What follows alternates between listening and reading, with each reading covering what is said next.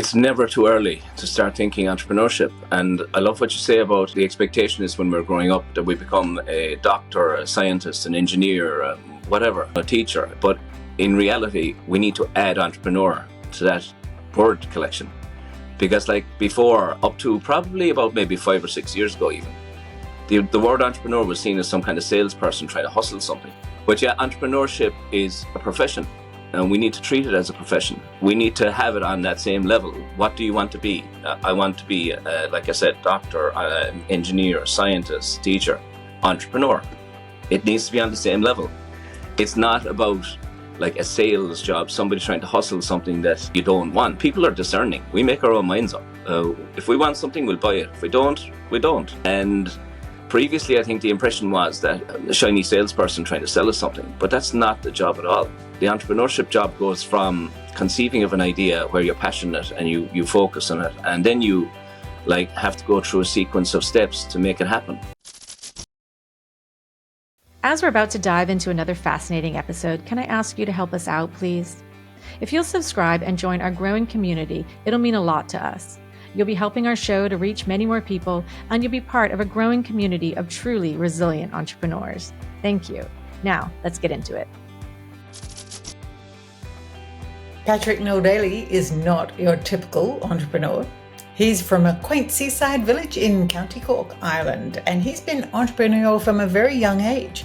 And his most recent book is for children. It's called Noli, a young hero triceratops named Noli. I said the word, which Patrick has written to help young people to think about entrepreneurship and to be resourceful for the good of others. He donates a portion of the proceeds to the children's charities and hospitals. Patrick is also an inventor. He's been recognized in Ireland's 30 under 30 entrepreneurs. He's moved to the US 6 years ago. His first book was actually for startups and entrepreneurs called Just Start Up, a guide to building startups from an entrepreneur who has learned the hard way. Can't wait to dig into some of those stories with Patrick. This is Resilient Entrepreneurs Podcast. We speak with business owners from all around the world and from all walks of life to give you insights that will help you lean into your business to take that one next step towards your goals and dreams. Our business, 2-for-1 Branding, supports new entrepreneurs as you launch your business. We offer you the tools you need to succeed, and that is exactly why we invite conversations like this. Before we get started, can I ask you to please subscribe right now on the platform you're watching or listening on now? It'll help others to find the show, and you'll be notified of the next great episode. Patrick, welcome to Resilient Entrepreneurs. Thank you very much. It's great to chat with you today. Yeah, we're excited too, Patrick, because you're an author, you're a businessman, you're into startups. I mean, nothing gets Vicky and I more excited than those topics. So this is going to be a good one. So let's start, because your bio mentions that you were entrepreneurial from a young age. So let's start with that story, can we? Sure. Yeah. So growing up, my father had a small business and we were always talking business in the house. From the age that we could speak, we were probably sitting around the dinner table and having a chat about what happened that day and what was going to happen the next day and how the business was running. So that was, I guess, the seed. And then at 14, 15 years old, we lived by the seaside in County Cork in Ireland. And every summer, tourism would kick off and we'd have like 3 months of tourists coming to our local seaside village. And my mother said, let's get a family food truck, a food van, so we can sell, as we call them, chips and burgers, but they're burgers and fries in this side of the world. And we did that for the summer. Summer holiday was working in that food van and enjoying, well, maybe not enjoying sometimes, some hangry people at 5 o'clock looking for their food and they wanted it instantly. So that was a challenge from a customer service perspective. But I understood it because I was often standing outside that counter as well, not just working inside the food van. So we were taught really kind of from a young age to, like, if you want something, think about it, plan it, and go get it. And that set that kind of whole train in motion in our mindset. And I think that's what drove me. I remember actually being in school, early stage school. We call it national school in Ireland from 4 to 12. And it's our primary school. And I was like 8 or 9 years old. And I was sitting there and we were 6 hours in at this stage. And I was thinking, I could have probably learned all of that in a few hours. And I could be outside like selling with my lemonade stand or my food truck or whatever it was going to be. But from the youngest age, I was thinking, I've got to make things happen, got to do things. I love the idea of converting an idea into something. And that was kind of stuck in the mind map, and went on from there. So that was the start. That was the genesis of it. Where do you think that comes from? Was it the nurture nature because you were sitting around the kitchen table and you were brought up in the environment, or is there more to it? That's one of the most challenging questions in entrepreneurship is, are you born with it or is it developed? I probably think there's a little bit of both. You have to have that fire. You have to have that ability to take challenges. You have to have the ability to kind of go, shit, if this doesn't work, what's my next option? What's my fallback position? And like, for me, people say, did you develop it? Absolutely. You have to, skills are necessary. You got to learn how to do it and all that. One of the reasons that I wrote the Just Startup book was to teach and help either early stage entrepreneurs or aspiring entrepreneurs to think, what do I need to do here? How do I avoid mistakes? Because I made a lot of mistakes when I started out.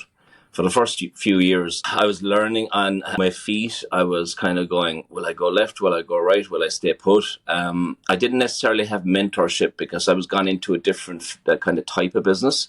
I started with a search engine. It was kind of AutoLink was the name of the search engine. It was like a car find search engine. And that went really well.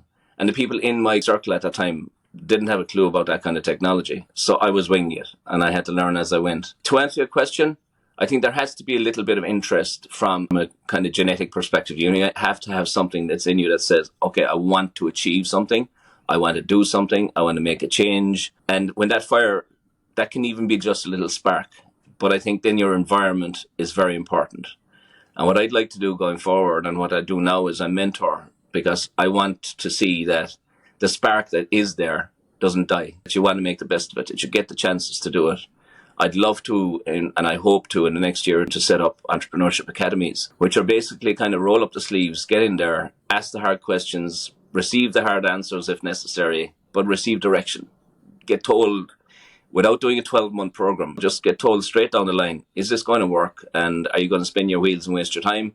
Or if we move left or right, then get it on the ground. That's on the map at this stage. How I do it in the next 12 months or so needs to be kind of written out, as they say. Well, I am so excited to hear that, because it is my big thing too, that education around entrepreneurship is so important, because so many of us grew up with this. You go to school, you go to college, you get a good job, you work for 40 years and retire. And that's the path to success. And no one really tells you that entrepreneurship is a whole different path that you can take. And no one educates you on the things you need to understand, the mindsets, the challenges, the things that come around entrepreneurship. I mean, almost all the entrepreneurs we have ever spoken to, we've spoken to a lot now on this podcast, they've fallen into entrepreneurship. It's because of some life circumstances. They burnt out, or they got made redundant, or they quit their job and they just could not get themselves back in the workforce. So they figured something out, or they just saw this incredible need and went for it. And like you, they all fumbled along the way to create something, right? And many of them have created success through that process. But is there a way to prevent some of those failures, to get rid of some of those speed bumps along the way, to just help educate people that this is a way forward, that they don't have to necessarily take a traditional path? So I'm obsessed with this idea, and I love that you've got some plans for the future. So we're going to stay in touch about that. But why is it you think it's important for children to understand about entrepreneurship? Because you've written a book about it to obviously help to connect at a young age. Why do you think it's important for that to start so early? It's never too early to start thinking entrepreneurship. And I love what you say about the expectation is when we're growing up that we become a doctor, a scientist, an engineer, whatever, a teacher. But in reality, we need to add entrepreneur to that word collection. Because like before, up to probably about maybe 5 or 6 years ago even, the word entrepreneur was seen as some kind of salesperson trying to hustle something. But yeah, entrepreneurship is a profession. And we need to treat it as a profession. We need to have it on that same level. What do you want to be? I want to be, like I said, doctor, engineer, scientist, teacher, entrepreneur. It needs to be on the same level. It's not about like a sales job, somebody trying to hustle something that you don't want. People are discerning. We make our own minds up. If we want something, we'll buy it. If we don't, we don't. And previously, I think the impression was that a shiny salesperson trying to sell us something. But that's not the job at all. the entrepreneurship job goes from conceiving of an idea where you're passionate and you focus on it, and then you have to go through a sequence of steps to make it happen. To answer the question about what should we do and what can we do if that spark is there, ask people. There are experienced people out there, and I share my experience now. Just ask the question. Traditionally we had this 6 degrees of separation. We now have 2 degrees of separation. You can contact anybody, anywhere, online, through, social media platforms, and ask a question. Generally speaking, I find that entrepreneurs, experienced entrepreneurs, we're more than happy to share knowledge and information. If we can help you to avoid a pitfall and to avoid falling into a hole, we'll do it. And anyone that has the right mentality or a focused mentality, and honestly, probably every single experienced entrepreneur that I know wants to get involved, wants to see the next generation do well, to ease the path for the upcoming generations. TH is a challenge for me when I say Pat. It's an Irish thing, right? TH, we can't say that kind of we go Pat, not PATH. That is Pat. So you say the thing is this. If you go back to Ireland, the thing is this. So forgive my lack of being able to pronounce TH. It's so charming. It's charming. So tell us, you said that you struggled in the early stages, and now you're in this position where you're wanting to share your experiences and knowledge and learnings with people. So let's just skip back to those times. What piece of advice could someone have given you that would have smoothed your path? The piece of advice that would have been crucial for Autolink would have been to keep it for longer and sell it later. Because Autolink was pretty much early stage search engine era. And I had the equivalent of $400 to start this business. And I started it from a bedroom. And we put in, it was a service where we would sell the advertising service to a car dealership. And we would say, okay, we'll find buyers for you. They'll shortlist and they'll find your cars in that shortlist and they'll come to you and buy a car. Everything was done online. But I started out with that $400 budget. A year later, it was doing okay. It was generating, let's say, a nice salary. And then I was going to college by night. I was working by day. And I had Autolink in the middle, which was like a 2-hour session to try and run the business. And that was a lot of plates spinning at any one time. It was like a 6 o'clock start and 11 o'clock finish. And I did that for a year. And I was kind of exhausted at that stage. I was even testing my own kind of my own capacities to take stuff on.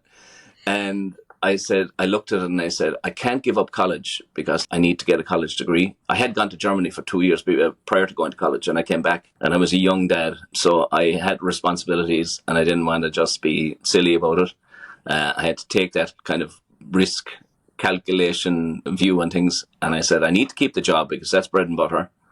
I need to go to college because I should have done this a few years ago. Probably would have been easier. And what I do with Autolink. So it kind of fizzled out, and I should have kept it because if I did, it would have sold probably for a fairly significant sum a few years later. So if somebody had said to me, hang on to Autolink, press pause on college and focus on Autolink, keep your day job for that bread and butter income, but hold on to Autolink and keep it for another couple of years, I probably would have gotten a very nice exit from that business and a very nice check at the end of it.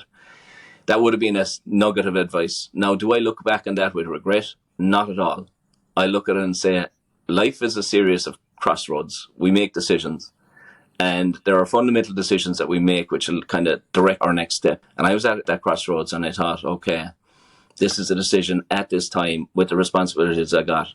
I've got to be able to make the right decision. I'm glad I made that decision in that sense. And as far as the business is concerned, I'm 100% confident that I'll come back into something like this probably in the next few years. So I just put it aside for a while. I didn't close it in my mind. I put it aside. And I'm going to come back and I'm going to get those returns. And I don't do this necessarily. This is going to sound like I'm saying Patrick now, but I'm not, right? I don't do this for the financial return. I do this for the buzz of building a business. I do this for the excitement of seeing something go from nothing to something. And invariably, thankfully, the financial returns kind of come with that kind of thinking. But if you get up in the morning and go, I want to make $1 million, that's it, I'm going to do it. Wrong attitude. Get up and say, I'm going to build this product or build this service. And $1 million will come along. That's a different mindset. And it's a focus on getting it done. And if you focus on getting it done, invariably, with all things falling into place, it should be a right road. But get advice. Get advice. Yeah. Solid. Exactly. So important. I love that. And I want to talk about that a little bit more because I do help work with startups. And the startup phase is also where Vicky and I excel with what we do. We do marketing, but we help people market and launch the business. It is undoubtedly the most exciting time for business, right? It's when you've got all the energy and all the optimism and you have no idea what's coming down the line, which is sometimes a really good thing because it's where you just have to, like you said, get the work done. So let's think about what's some advice for someone who's in that stage? So they're starting up, they're getting ready to launch, but they're in that hesitation point because they're not sure if it's going to succeed or fall on their face.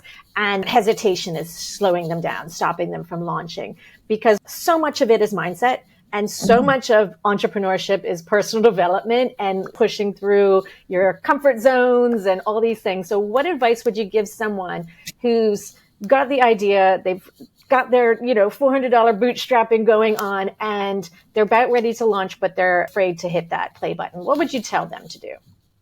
First and foremost, the idea stage is important. You got to make sure that your idea has commercial value, that it's worth the squeeze. You write it down. What I typically do is I'll write something down. This could be like at 4:00 in the morning or 4:00 in the day, and I'll get some idea and I'll just go, okay, maybe I should go with that. It sounds a bit nutty, but it's not. We just get these, everybody gets random ideas. And when you're walking around, or could be in your kitchen, and you pick up something and go, well, if I did that to that, no, that probably would be a better product. It's just this random idea that comes to everybody. But we lose so much of those potentially good ideas because life takes over. Life gets in the way of those ideas. So what I do is I write them down. I look at them a day later. I look at them a week later. I'll probably look at them a month later. I'll take the foot off the gas for a while. You got to be realistic about it as well. And if it still makes sense, then it's worth at least getting advice and putting it in front of somebody that you trust. Always have one or two trusted people that you know that are within your circle and they've got your interest at heart. And show them the idea and say, what do you think? Get a second opinion. And I said in the Just Startup book as well, it's very easy as enthusiastic entrepreneurs to gloss over the facts that are coming back at you. Somebody might say, I don't think that's ever going to work. And you go, no, I believe in this. It's going to work. Don't ignore the reality factor. If somebody says it's highly unlikely that this is going to work, or you need to move to the left, move to the right, you need to tweak it, you need to change it. Take that advice on board because these people are giving you that advice for a reason.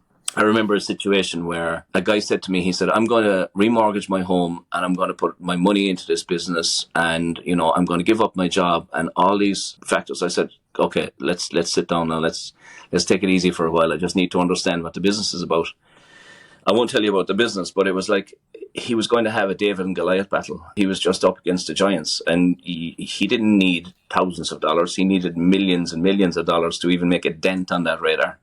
So I just said, look, do you have kids? He said, I've got 2 kids, got a house, got all the trappings of like day-to-day life and got all the costs and responsibilities. And I said, please don't remortgage your home. I said, for this one.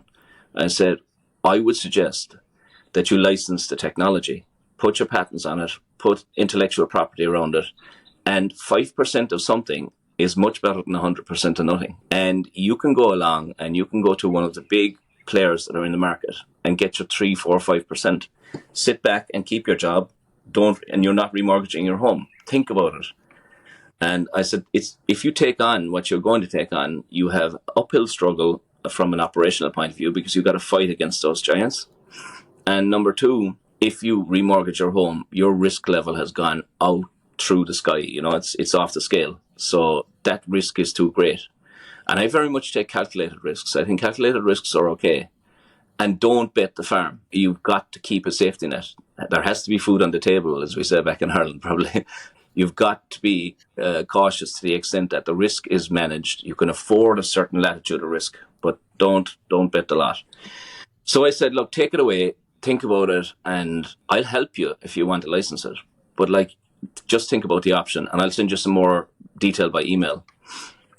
And I said, come back to me in a couple of days or something like that, some throwaway comment at the end of the conversation. A couple of days went by and I said, oh shit, he's gonna ruin his life here now by taking this on. A couple of weeks went by and I got a call and he said, I thought about what you had to say. And he said, I'm going to do the licensing gig. He said, I'm not going to take the big risk. And I said, yes, I'll help you to do that. But it's fundamentally about using that knowledge and information and advice and help that's around. There's an awful lot of incubator systems that are out there now for businesses as well. Some of them go on for far too long, in my view. Some of them, they need to be shortened. They need to be like I was talking about the Entrepreneurship Academy. Don't need to be in a program for 12 months to figure out a business. You can have that figured out in 12 hours if you've got the right people around the table. And you got to be able to then, because the race is on, right? From a business perspective, we've got to get things moving. If you want to win, speed is key, especially as a startup, as an early stage company. One of the biggest advantages you've got against I call it speedboats and supertanker. We're the speedboats. We got to move fast. And the supertanker, like with 10,000 employees and 5 billion revenue on their balance sheet, on their accounts, they can't turn that supertanker very easily. But we're speedboats. We can turn on a pin. That's our advantage. So use it as much as possible. I've given you about 4 answers in that there now, so bear with me. All good ones. I love how exciting this all sounds. Patrick, you just make entrepreneurship sound exciting. And sometimes we fall into a trap of going, oh, being an entrepreneur is hard. Running your own business is hard. It's lonely. It's this, it's that. And all of that is true. Yet I'm just thrilled to hear this energy and this excitement that comes with it. There's one thing that you said there in your last part of your conversation about risk. And I'd love to lean into the conversation about what is calculated risk and how do we use leverage as a way to decrease risk. If you may even have a story, the licensing one is an example, and maybe you have another story of how someone can achieve a result, but doing it a different way that means they're not leveraged. They're leveraging other people's money or skills or knowledge. Yeah, you just led into the answer, actually, because I was just going to say, if you've got an idea that's really that good, and if you put it in front of somebody who has deeper pockets and who is willing to invest, then that's a risk-sharing exercise. And you've also got somebody, if it's in the space that you're going into, use that experience, use that knowledge, because investment isn't just about money. Investment is about having an investor and the investee fitting together. Number 2, the non-financial value. So you've got somebody to pick up the phone to and say, hey, listen, we need to get into this sales channel. Who do you know? The world is still about networks. The world is still about, we have this social media world right now where everybody's on connecting virtually and so on. And that's all fine. That's all good. But it's still fundamentally about speaking to somebody who knows somebody. And my way probably is traditional in the sense, people would call it traditional now, but I think it's fundamentally tried and tested. If you pick up the phone to someone you know, the great thing about, I've been traveling the world for the last 5 years particularly. I left Ireland in 2018 and I got some time to take the foot off the gas and see the world. But I still kept building contacts and networks wherever I was. And, I would contact the startup agencies, I'd contact the entrepreneurship hubs, I'd contact the people in there. So now if I need to give somebody a contact it could be anywhere. It could be Seattle to Slovakia. I'll know somebody somewhere that will be able to kind of go, give them a help along, give them a leg up, give them that kind of springboard to some degree. But ultimately, if you want to minimize your own risk and minimize your own exposure, share with other people, share that exposure with other people. Yeah. Bring them on board as investors, bring them on board as advisors, bring them on board as mentors, or all of the above. And it doesn't feel so lonely then when you have the ability to pick up the phone on a Friday evening and say, hey, this is what we did this week. And we kind of hit a crunch on Wednesday because we went into this meeting and this was the feedback. That sounding board stuff, hugely important. I agree. And what's your thoughts on partnerships? You ever work with a partner or have a good story on that? I have both good stories and bad stories. Sure. I'll focus on the good ones first.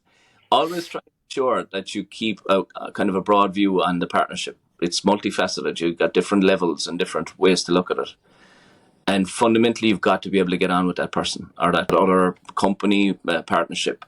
If you don't get on, your chances of success are reduced at least. So there's got to be a kind of a chemistry and got to be an understanding.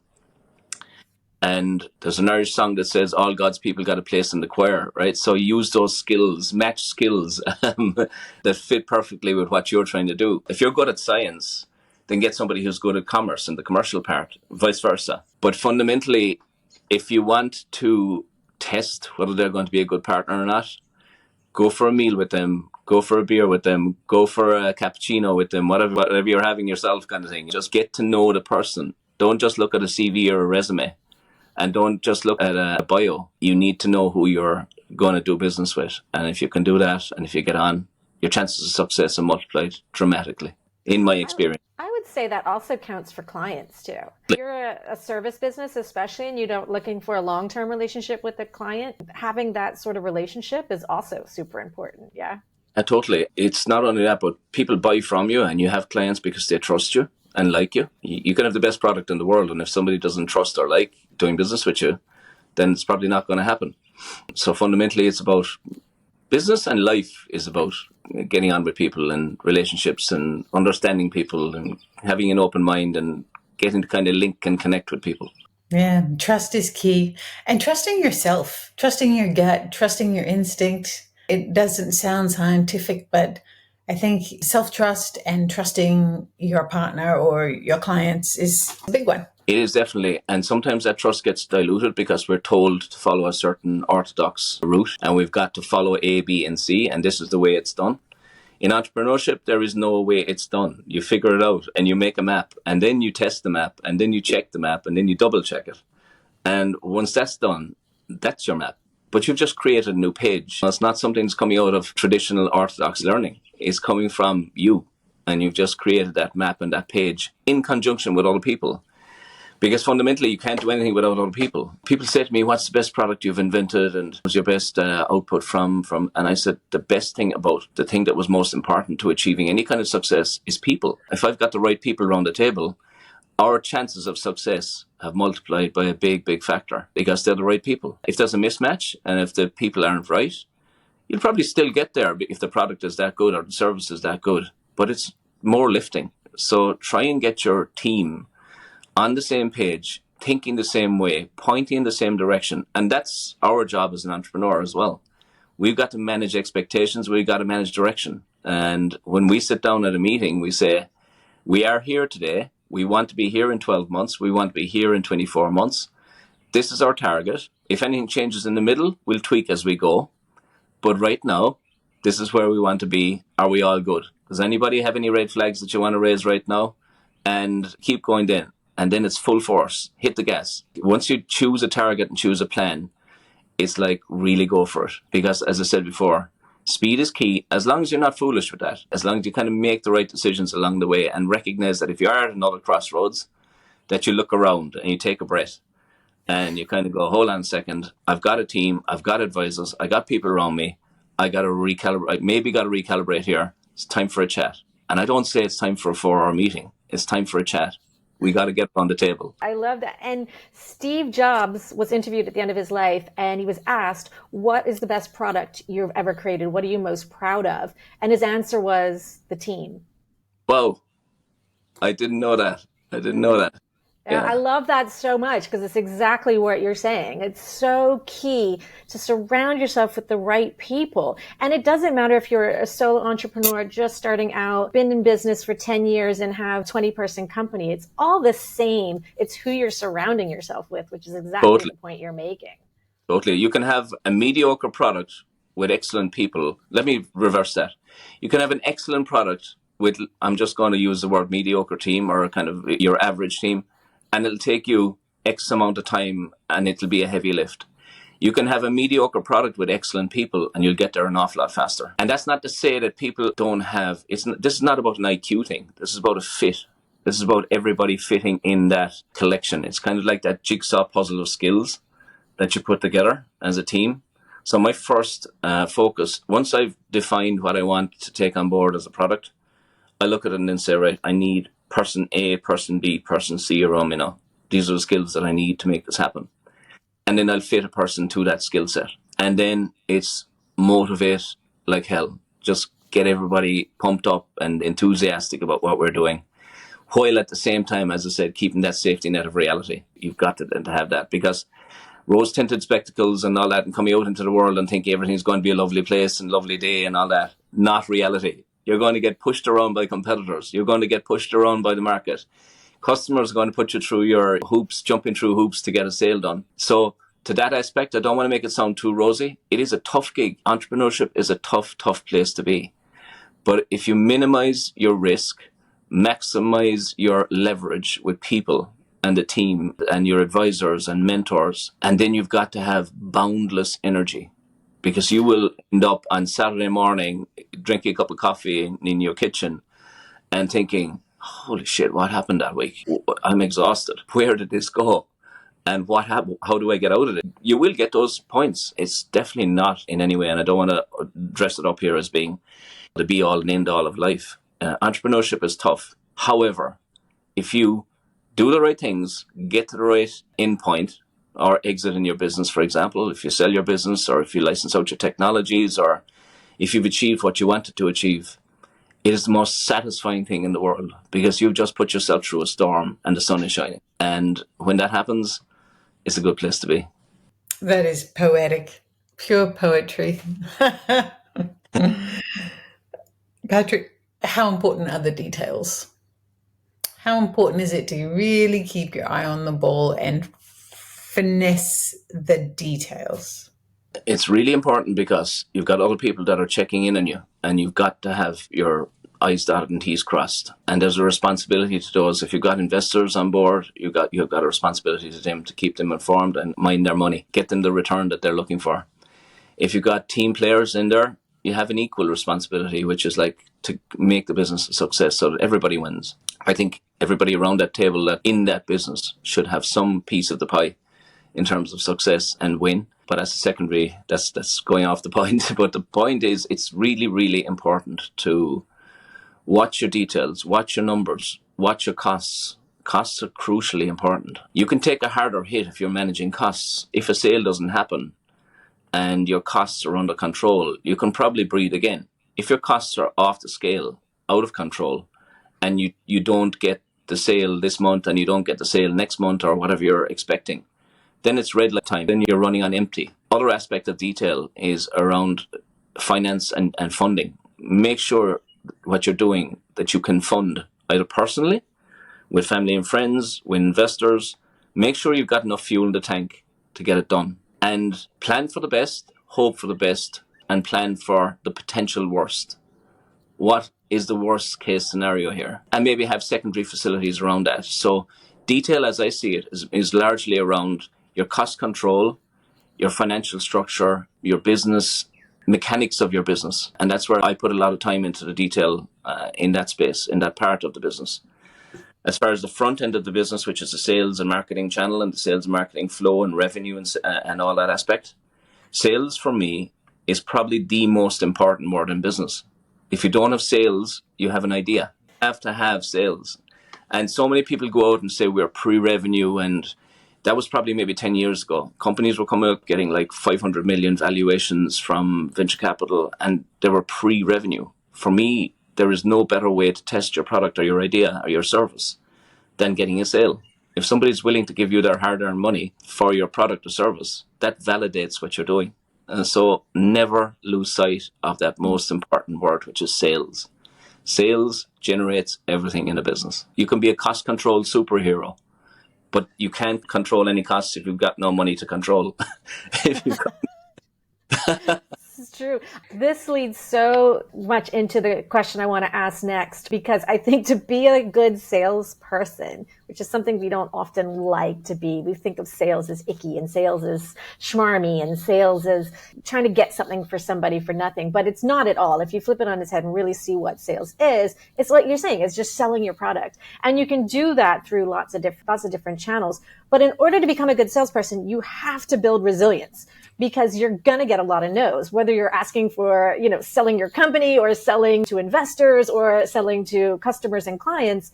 It all is a super important part of doing business, but we need to be resilient, because the no's are going to come because you're not going to find the right fit. If we look at it that way, it just wasn't a good fit. These investors just weren't a good fit. These clients just weren't a good fit. If you change it from like, oh, they're all rejecting me, to that's not a good fit, let me keep going out to find my fit.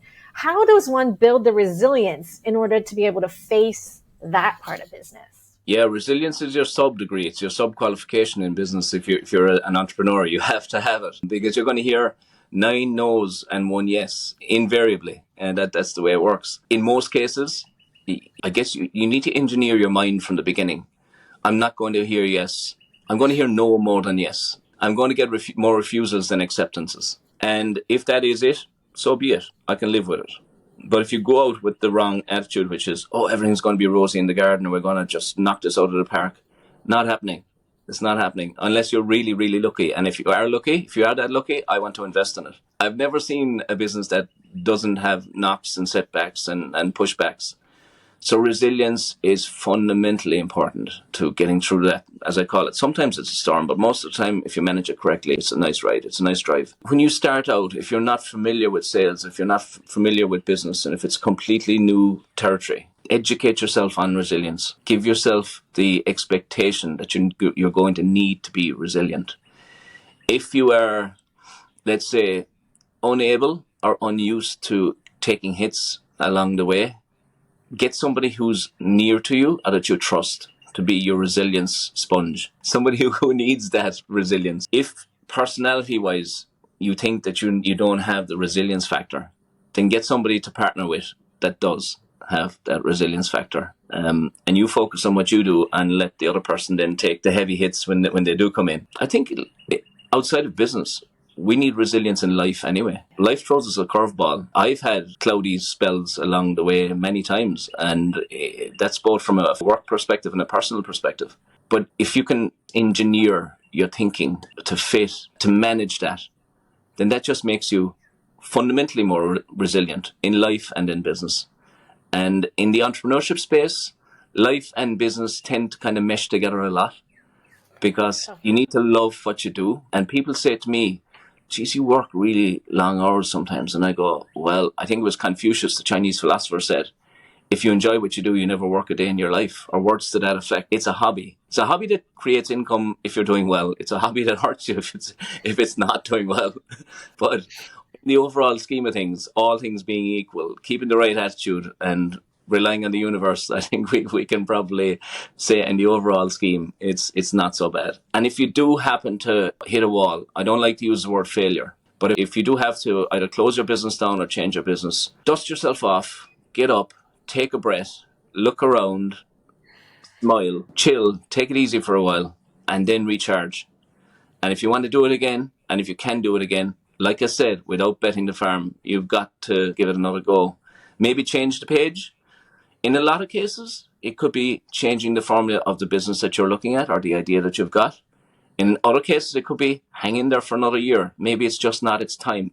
I've seen great ideas just not being ready for the market yet. And I've told people, hang on for about a year. It should be, prepare in the meantime. Do your sideshow preparation. Keep your bread and butter income. And have your sideshow preparation going on at all times. Because what is presented as today's technology could be tomorrow's technology, and keep that in your basket. Good ideas, if they're good ideas, will rarely go away. There are certain things that are kind of time dependent. So something will be fashionable and trendy today that's not going to be fashionable and trendy tomorrow, and vice versa. So you wait for a year or two and it could be that time. So yeah, resilience is fundamental to life and business. And if we train ourselves to be resilient, but don't be paranoid and don't be fixated on the negative. Stay positive, but be resilient, just in case, as I said, in life and business, you're going to get hits every now and then. You're going to get pushbacks. You're going to get surprises. And that resilience core is necessary to manage those at least. That's such incredible advice for anyone in any stage of business, because it's exactly right. It's exactly right. We've talked to so many people and we just know that resilience is the core, which is exactly why we named the podcast this. So thank you so much for that incredible summation of what it exactly means. So with that, I would love to test our resilience out a little bit here, because I like to be the one doing the interviewing and not so much being the one being interviewed. But we've been doing this fun thing at the end of our podcast recently, which is flipping the script and giving you as the guest the opportunity to turn into the host and ask a question of Vicky and I, and we'll take turns answering. And we have no idea what you're going to ask us, but the floor is yours. Okay, here goes. We've got another hour to go, right? I'll ask you 2 questions, and I'll give you both questions so you have time to kind of process while we're going through the first answer. Entrepreneurship academies, from your experience, what do you see as the key factors for me to consider if I want to start entrepreneurship academies? And the second thing is fun and happiness, and fun, health, happiness in the entrepreneurship space or in life in general. Give us your recipe for all those three. So you got me and my entrepreneurship academies to help kids and young entrepreneurs and aspiring entrepreneurs and every age entrepreneur to get into business. What are your key points? What are your key suggestions? And then fun, health, happiness in both entrepreneurship and life. What's the recipe for success in there? We might need an hour to respond to those. Okay, I'll do my best because I'll start off because I am very obsessed with this idea of entrepreneurship education. It's very much what Vicky and I have been sort of basing our business on in the last few years since COVID started. And when COVID hit, we had a whole different idea for this business. We were going to go into employer branding and help employers learn how to communicate better and more effectively using marketing and all this good stuff. And then COVID hit and everybody started working from home and it was like, well, that's out the window. So we started helping small business owners to learn how to just get online, figure out their marketing. You know, some of them were retail businesses that were now had doors shut and didn't even have social media set up for themselves. So we started with a lot of webinars and workshops and just education in general, how to do the marketing when you can't physically be in person. And it kind of opened our eyes to how much of the market didn't understand the fundamentals of marketing.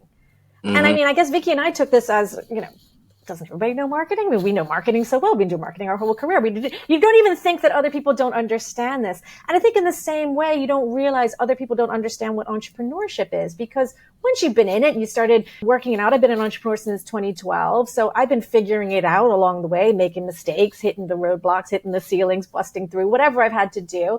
Then built a business with Vicky over the last 4 or 5 years now. And then all that learning that has happened there and all that development, you just kind of take for granted that people figure this stuff out. But it's really recently that, and I have a 15-year-old son who's really into sort of building a bit of an entrepreneurship lifestyle for himself, that now I'm questioning the whole education thing. Is the traditional path right for everybody?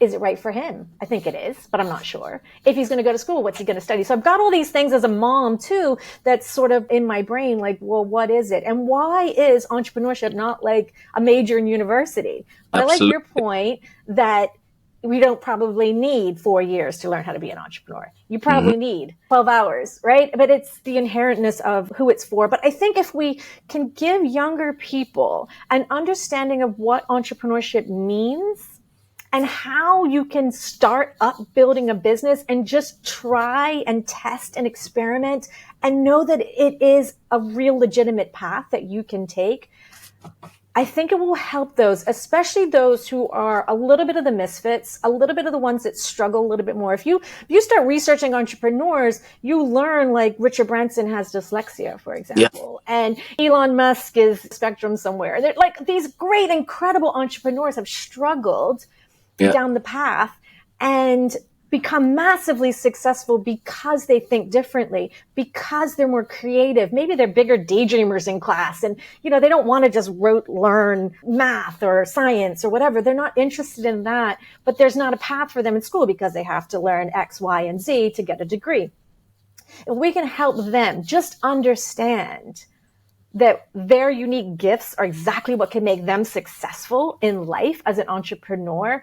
Those introverts in the back of the class afraid to raise a hand, those people who just don't feel like they fit with traditional society's mold of an employee, go, wow, there's another whole thing out there. I think you can get people to success so much faster. They'll be braver. They'll be more likely to take a risk rather than, I think you can fall through the crack and go down a dangerous path when you feel like you're not good enough. You don't fit society's mold. So that's what I'm passionate about. I'm really big on this and why I'm really excited for you. So for me, I think it's the mindset piece and the education behind it that helps just young people know that there's other options in life and they shouldn't give up because they don't feel like they fit in.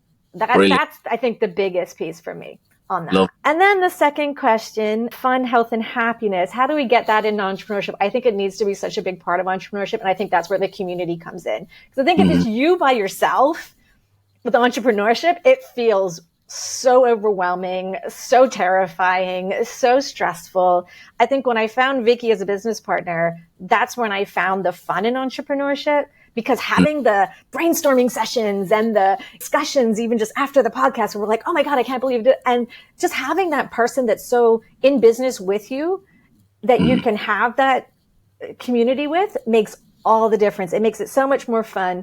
Focusing on health, that's a tough one, but as an entrepreneur, you know your health is you. So if you're not healthy, you can't work, you're not making money, therefore there's responsibilities. So you got to focus on health. You got to prioritize it. How you do that, I think, is very, very individual. Whether you're a gym rat and you go to the gym every day and do an hour of, hard lifting, cool, that's great for you. Or if health is more doing yoga and meditating, amazing. Like, what it is that you need to keep yourself grounded and feeling strong and healthy is key. And happiness is just, I think it's embracing even the bad and working through, like, so much of what you said about failure and optimism and calculated risk and all of that. It's just like, can you be happy through that? And how do you get back to happiness when you're in the low?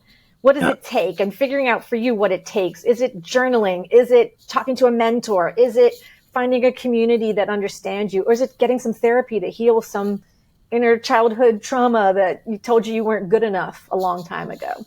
There's a lot of paths. I think it's very individual, but I think the community aspect helps in all of that, because you get a community of healthy, happy, fun-loving entrepreneurs that you can talk to every week. Totally.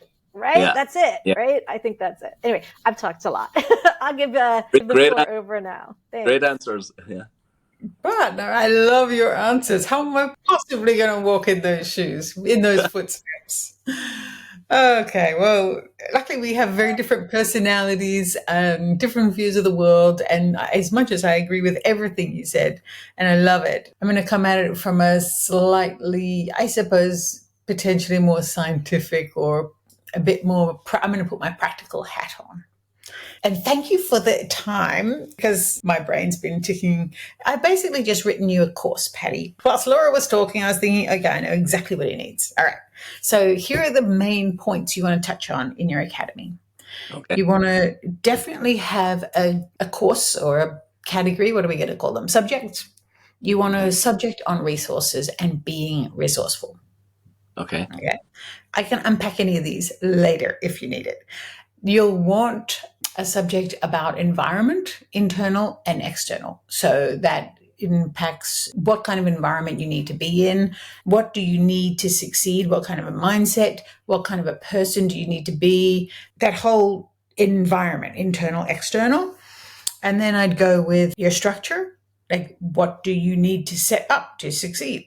This, like your basic ABCs, right? And then your implementation. How are you going to implement what you've set up, understanding that you've already set up your environment, your tone, your state. And then the last but most important one is people, which you've spent some time talking about today. And a part of that resourcefulness is knowing where to tap into. Is it podcasts? Is it, more further readings? Is it mentors? And obviously the networks and connections are all under the people. So there you have it. Another subject I definitely include is storytelling. Yeah. Absolutely, because we know that people relate to what they hear and they'll remember how you made them feel through a story, or they'll remember something in the story that really touched them before they'll ever remember facts and figures. And another subject I'd love to see in there is how to integrate AI effectively in your business model, not just to help you write copy, but how is AI going to impact what your idea does today, and fling it forward 10 years and see it for what it's going to be then before you start. Very interesting. AI with reality. That's the best combination, I guess, isn't it? Yeah, I'd say so. Absolutely. Yeah. And look, as far as being fun, healthy, and happy, I love that your life got more fun when we started working together. I'm taking that. I'm owning that. But I reckon bottom line to that is be yourself. Be yourself and be honest with yourself and others. Do what you love. Stand by it and lean in on it. Mm-hmm. That's amazing. That's good. That's good. And it's like both of those answers are excellent from my perspective, because like it gives me the kind of thinking pattern that I need to get these entrepreneurship academies on the way. This is not our last conversation on this. I'm going to tell you that right now. We're going to have to keep talking about this. We'll hold you to it. Brilliant. Great stuff. Great questions. Yeah.